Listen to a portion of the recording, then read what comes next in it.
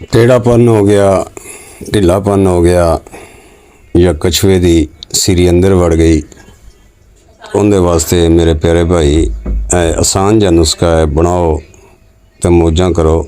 करना कुछ इस तरह है कि यह बीज लेके इनू तुखम कूंज कहते हैं, इनू भ्यों दो, दुध भ्यों दो या पानी भ्यों दो। 2 दिन बाद इन कढ़ के उत्तों छिलका ला दो, छिलका उतर जाए तो बरीक पीस लो, पीस के तेन पाउडर करके 1 चमची सुबह शाम इस्तेमाल करो। या इस तरह करो, जे अगर ज़्यादा फ़ायदा लेना है तो 1 मुट्ठी जिन्हों सौगी आने सौगी ले लो, उस सौगी नूं ही रात दुध भ्यों दो 1 गिलास नाल 1 चमची पा दो, सुबह ग्राइंड करके पी लो। अज ही बनाओ तो अज ही फ़ायदा लो।